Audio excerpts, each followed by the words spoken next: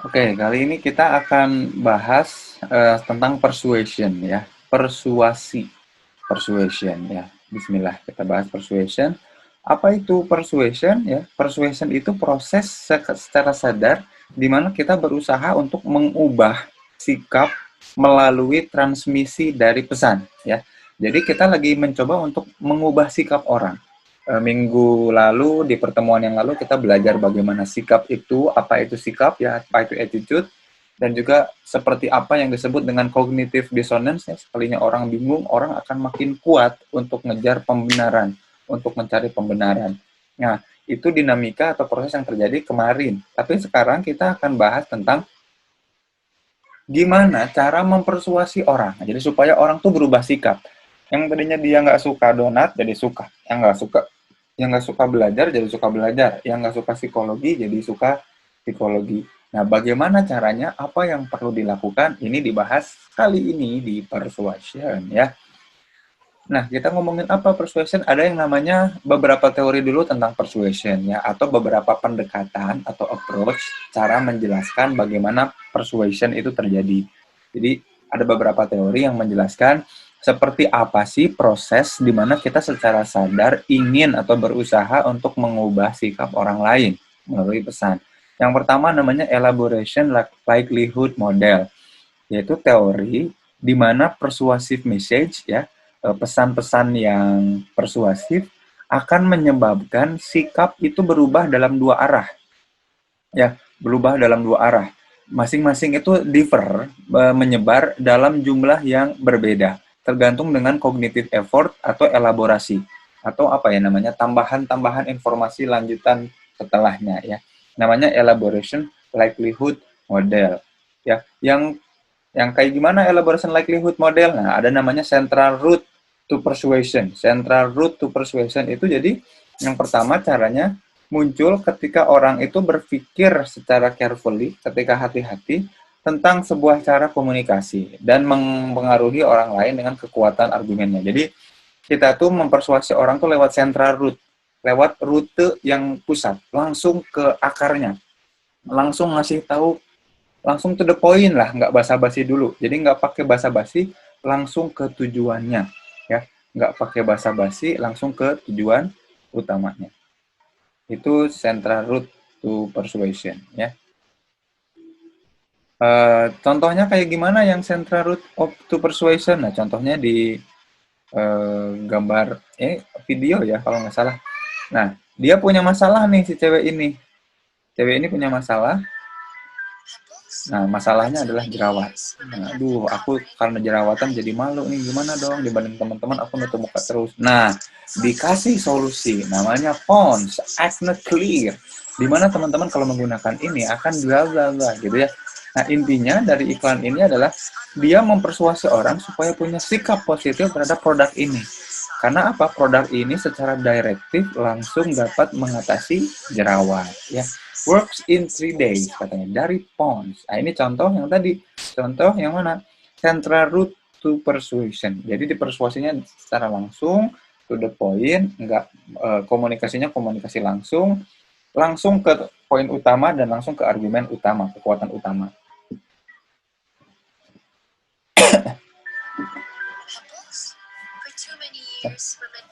Nah, selanjutnya adalah selain central root, lawannya dari central root adalah peripheral root.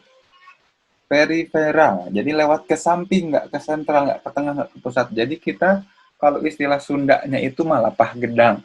Basa-basi dulu ke kanan ke kiri, jadi persuasion that occurs when people do not think carefully about communication and influenced by the strength of argument. Jadi nggak pakai itu, tapi lewat cara lain ya. Contohnya iklan ini ya. Ini suaranya kedengeran nggak sih?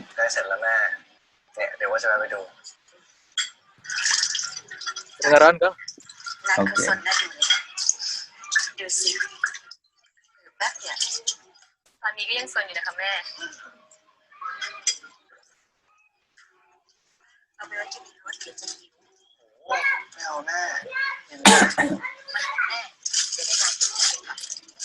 Ya, diambil sama istrinya, dadah mama, pergi. Oh, ibunya ngeliatin. Tembak.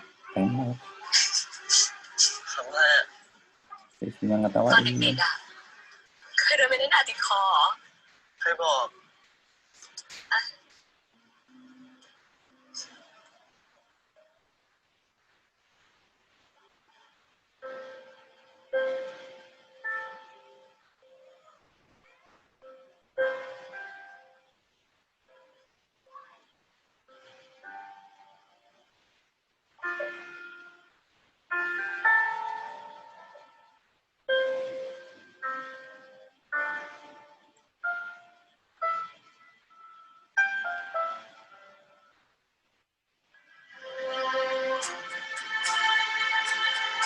Suara musiknya kedengeran kan ya?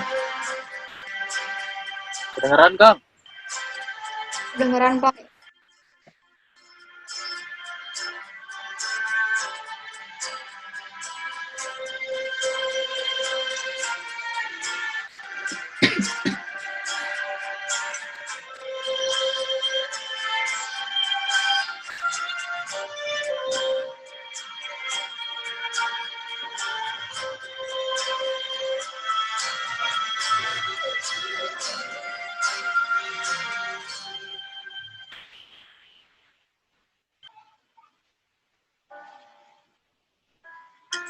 Chào bác. À, không tròn nát lục. ไม่เป็นไรแม่แม่กินเถอะแม่ชอบกินทาน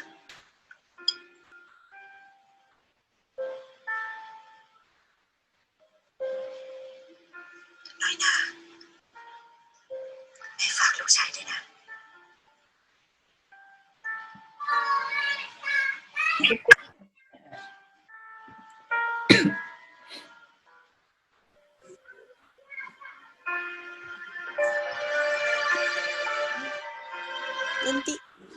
Nanti dulu.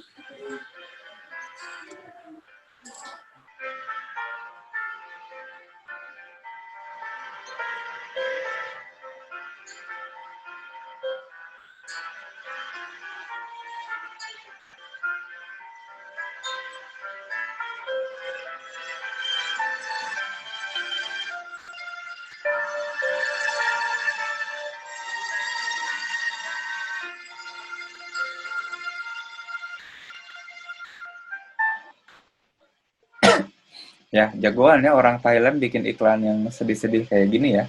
Tapi intinya kan jualan Nestle, produk-produk Nestle. Tapi nggak kayak tadi iklan produk jerawat ya, si Pond's, yang orang, lo kalau lo jerawatan, nih gua kasih Pond's. Ya dia saya pakai Central Roots. Kalau ini pakai namanya Peripheral Roots.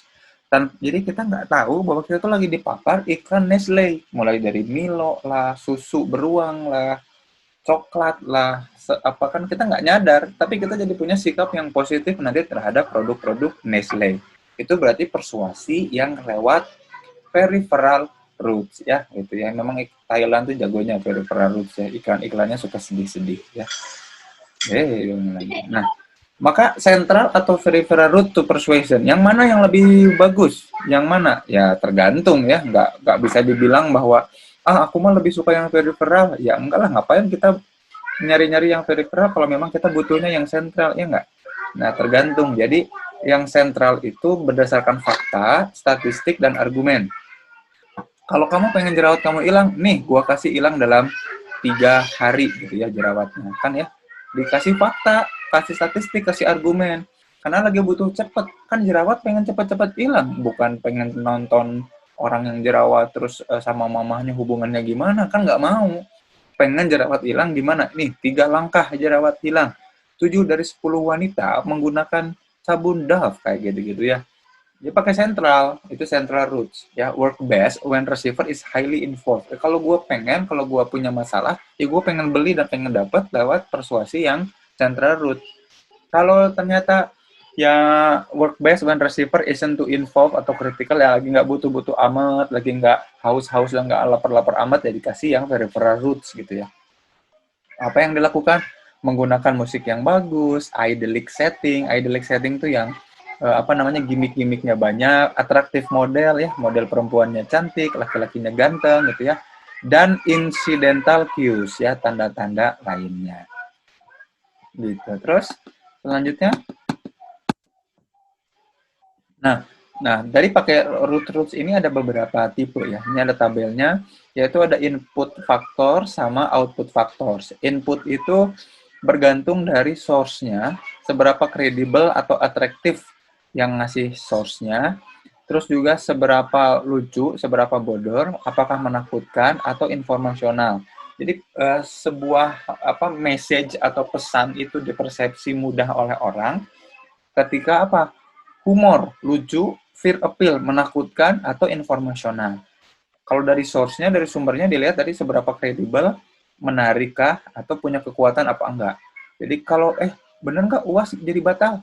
Iya, batal nggak jadi. Kata siapa? Kata ketua kelas. Oh, dia kredibel, karena dia ketua kelas. Bener nggak kelas batal? Iya, kata siapa? Karena kata si A. Oh iya, si A paling cantik. Masa sih orang cantik bohong kan gitu ya? Karena attractiveness atau power. Oh iya, kata dekan ya. Oh iya, dekan punya kuasa. Masa dekan nggak bisa ngebubarin kelas gitu. Itu source-nya. Kalau message itu bergantung. Kalau yang lucu, lebih powerful. Yang fear appeal, yang menakutkan, lebih powerful. Kita ingat, jadi kita suka senang sama dosen itu bukan karena ilmunya. Karena seringkali dosen ini lucu.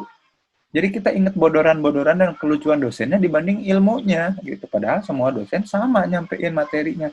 Tapi karena dosen A lebih lucu dibanding dosen B, seolah-olah dosen ini lebih baik dalam menyampaikan. Enggak, karena dia menyisipi pakai lelucuan doang. Gitu. Jadi ada dua tipe dosen yang dihargai sama mahasiswa. Satu, dosen yang lucu. Dua, dosen yang gampang atau mudah atau ngasih nilainya itu selalu bagus ya. Nah, fear appeal tuh suka nakut-nakutin. Jadi kalau infonya nakut-nakutin, kita pasti waspada. Hati-hati kalau nggak mau keluar kena corona pakai masker. Nah, kalau ditakut-takutin, pasti mau pesannya nyampe. Sikapnya jadi berubah, terpersuasi sikapnya. Ya, contohnya tadi ya, masker ditakut-takutin, atau kalau nggak didenda gitu ya, dan lain sebagainya. Atau sifatnya informasional, yang memang lengkap gitu, urutannya gimana, tata caranya gimana, apa yang mesti dilakukan. Kalau nggak lengkap, jadi nggak bagus. Yang selanjutnya adalah channel. Melalui siapa?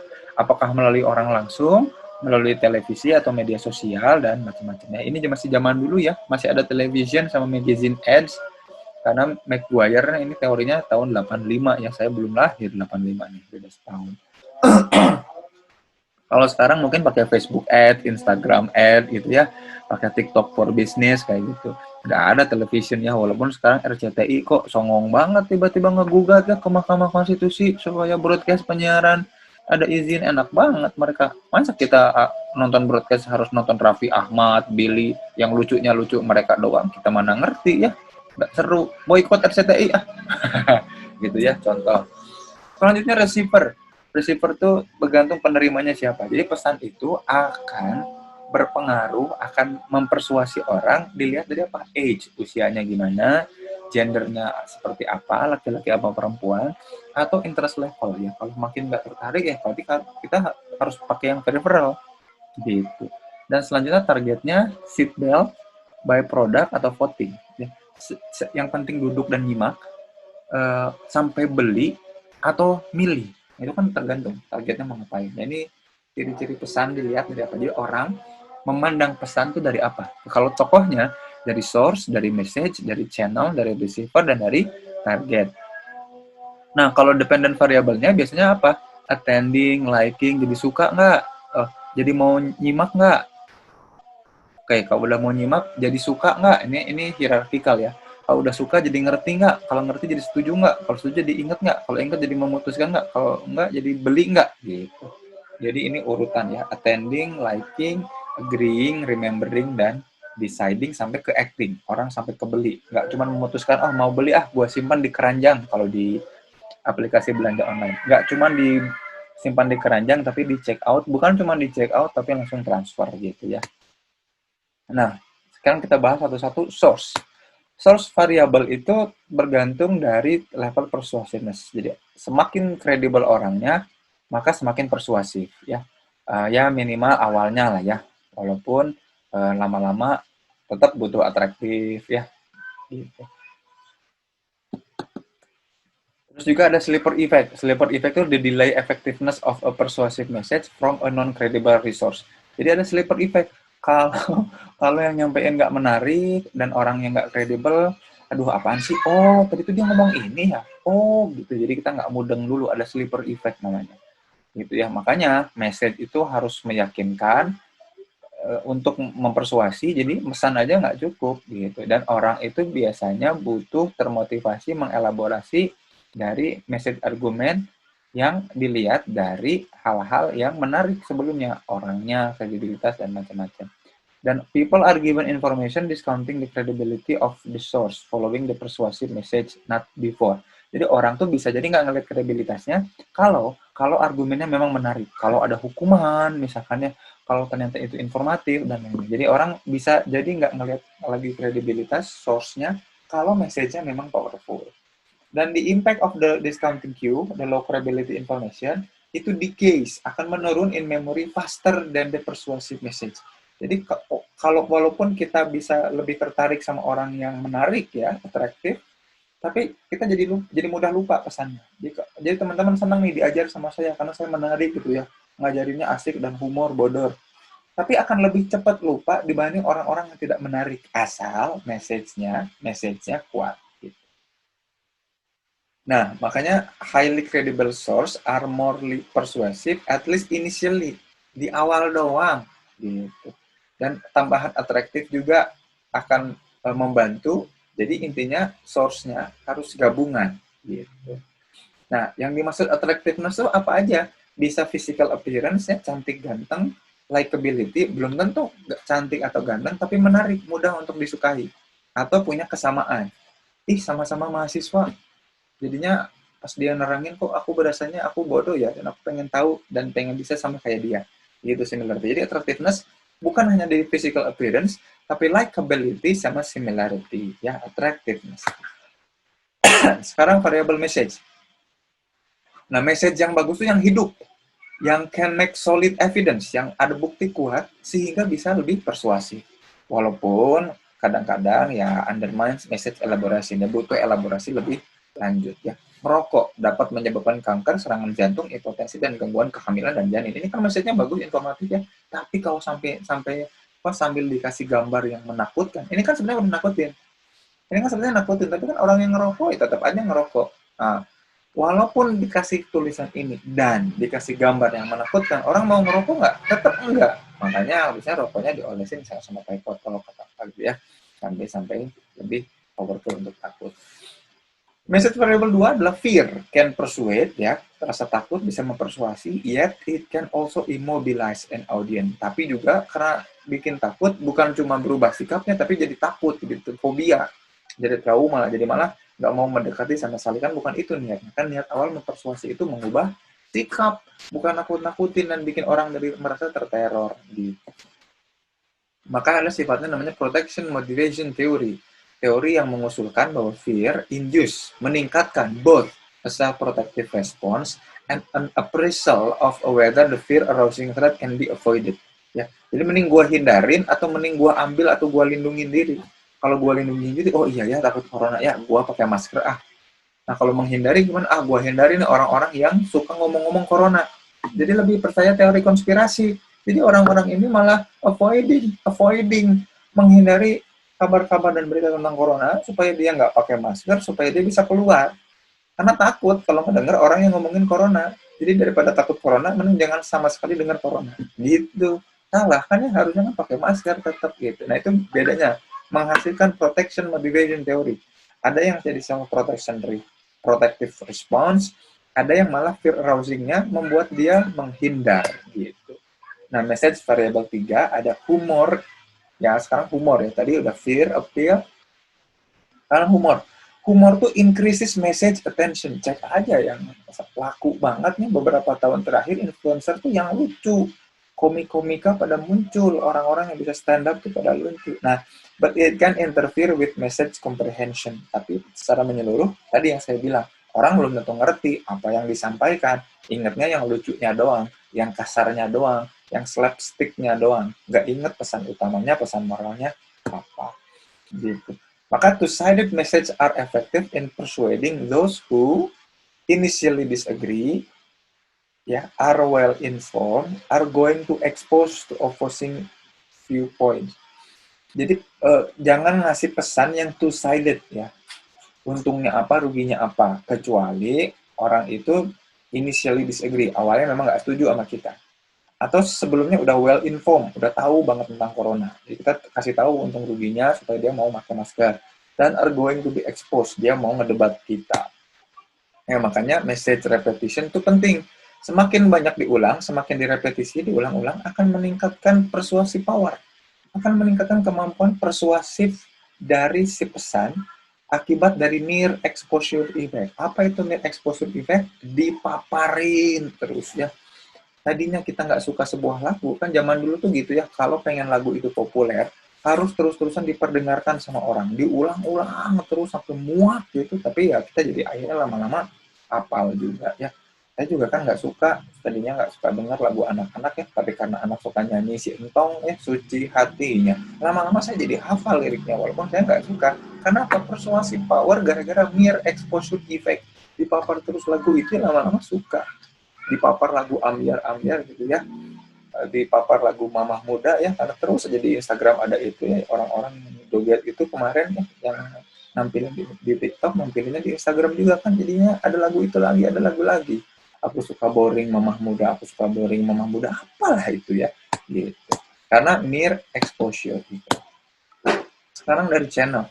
Channel itu apa? Rapid speech, kata-kata yang cepat, yang langsung, can increase or decrease persuasiveness depending on the audience, initial position, and the message. Jadi rapid speech, informasi yang cepat, kata-kata yang cepat, bisa juga meningkatkan atau menurunkan, tergantung audiens. Lagi buru-buru atau kan orang ngomongnya kecepatan, berasa diburu-buru dan ini apa, jadi difokus.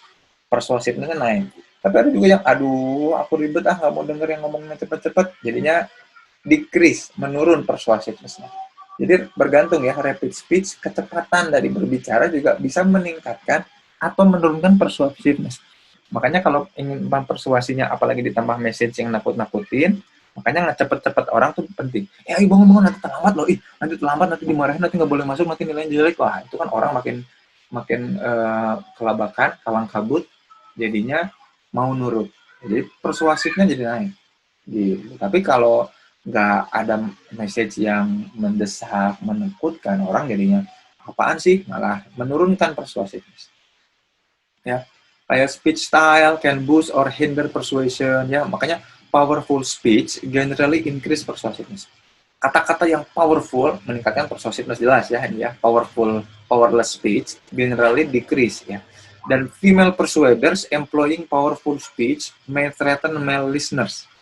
Nah, ternyata ini kan kita udah tahu semua ya, powerful speech ya pasti meningkatkan persuasif. Powerless speech yang nggak ada powernya menurunkan persuasiveness. Tapi ini lihat, kalau ada perempuan yang persuaders, yang powerful speech-nya, dia meningkatkan kemampuan untuk mempengaruhi lelaki. Gitu. Ya. Walaupun lelaki ini punya persuasi lebih. Makanya juru-juru kampanye suka dipilih perempuan, orang-orang yang suka beriklan, ya, menyuarakan aspirasi, memang cocoknya perempuan. Apalagi kalau targetnya laki-laki, karena akan lebih didengar. Gitu.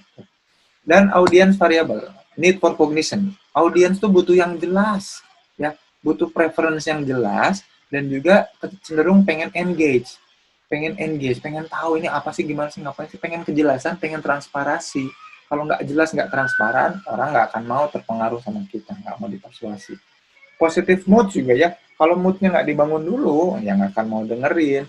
Juga self-involved, harus dilibatkan, merasa terlibat, ini related banget sama gue, kok mirip banget sih sama kejadian gue, pasti mau dan pasti senang ya. Nah, orang-orang yang low need for cognition, orang-orang yang rendah butuh kepastiannya, atau high self monitors are more persuaded by peripheral. Orang yang malas mikir paling senang nonton iklan-iklan dan dirubah pemikirannya pakai banyak-banyak gini, nggak mau pakai data, angka, dan statistik ya. Nah, orang Indonesia mungkin kayak gitu ya, malas banget kasih data, fakta, makanya diberhentikan tuh sama pemerintah berita terkait jumlah penambahan kasus COVID harian ya, yang sekarang udah ratusan terus ya, nggak kayak dulu ya. Gitu. Dan age matter, olders are harder to persuade. Orang yang lebih tua selalu lebih susah dipersuasi, teman-teman. Orang yang lebih muda selalu gampang dibodoh-bodohin ya. Makanya kita harus memuliakan, harus betul-betul pelan-pelan dan sabar kalau ngobrol sama orang yang lebih tua, lebih senior. Itu karena ini audience variable, age matters. Usia penting. Orang yang lebih tua cenderung lebih susah untuk dipersuasi. Nah, kalau kamu mau mempersuasi orang, yang harus diperhatikan itu satu. Apakah kita harus mendiskusikan counter argument, saya menyanggah? Apakah kita harus menggunakan sentral, yaitu menggunakan fakta? Atau yang ketiga, menakut-nakuti. Kira-kira yang mana yang lebih persuasif di antara tiga? Menyiapkan argumen sanggahan, ngasih dia fakta, atau nakut-nakutin. Ternyata penelitian bilang adalah dengan nakut-nakutin ya. Makanya kampanye itu selalu harus ada black campaign. Kita harus nakut-nakutin. Ini kalau teman-teman menyaksikan ya bagaimana pidato-pidato Amerika ya. Kemarin saya nonton konvensinya Demokrat ya, Partai Demokratnya di Amerika. Istrinya Barack Obama itu siapa? Michelle Obama bilang bahwa kita punya presiden yang salah. Kita punya presiden yang salah. Ada yang salah pada diri Donald Trump. Dan saya tidak mau presiden yang salah memimpin kita. Itu digituin. Mau nggak kita dipimpin oleh presiden yang salah? Yang membuat, yang bahkan membuat permusuhan dengan orang-orang yang ada di dunia. Wah, black campaign. Paling mempersuasi memang nakut-nakutin itu belum mempersuasi. Hati-hati, jangan keluar, ada corona. Gitu. Memang yang nakut-nakutin paling ampuh untuk mempersuasi. Walaupun belum tentu etik. Ya, belum tentu etis. Gitu. Nah, kalau pengen nyanggah orang lain, ya nggak boleh nyanggahnya itu pakai sanggahan lagi. Jadi kita jangan pernah menceramahi orang lain, ya nanti ada yang namanya attitude inoculation. Attitude inoculation itu kayak vaksin. Kita berusaha untuk nyuntik orang supaya dia setuju sama kita, tapi argumen kita lemah. Dan kalaupun argumen kita kuat, dia nggak akan mau dengar. Jadi kalau kita bilang, ayo dong, pilih Jokowi dong, dia udah keburu milih bukan Jokowi. Mau kita ajak-ajak untuk milih Jokowi pun kalau dia udah nggak mau lah malah makin benci dan nggak mau sama kita. Itu namanya attitude inoculation. Makin kuat attitude-nya susah buat dipersuasi ya. Makanya scare receiver with fear appeal, iya benar. Fear appeal sangat efektif selama kamu ngasih tahu spesifik step-nya. Nanti kalau kayak gini kamu bakal gini loh. Ini kalau kayak gini bakal kayak gini loh. If you just scare people without saying how to avoid threat, maka fear appeal-nya nggak akan berlaku. Jadi kalau kita cuma nakutin orang tanpa ngasih tahu gimana cara menghindarinya, orang nggak akan mau. Nanti kena corona loh, makanya pakai masker. Nah, disuruh pakai masker bang, gimana? Gitu ya. Jangan pilih Donald Trump lagi, dia presiden yang salah buat kita. Maka nih ada Joe Biden, Joe orangnya baik. Jadi teman-teman kalau mau lihat bagaimana fear appeal dipakai oleh Michelle Obama, tonton video Michelle Obama cuma 20 menit dan itu very powerful ya. Dia pakai banget ini ya. Udah powerful speech dari pembicara yang perempuan lagi ya, berkulit hitam, dan dia bilang I'm black. Jadi wah itu sangat powerful, tapi nggak tahu juga siapa yang menang ya. Wow, udah selesai ternyata saudara-saudara, cepat sekali pertemuan kali ini. Adakah yang mau ditanyakan, disanggah dan dikomentari? Silahkan.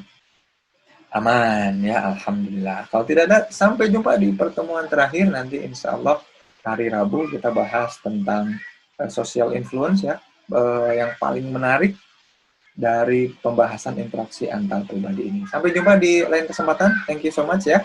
Assalamualaikum warahmatullahi wabarakatuh. Mau nyari tempatnya. Soalnya kalau dari luar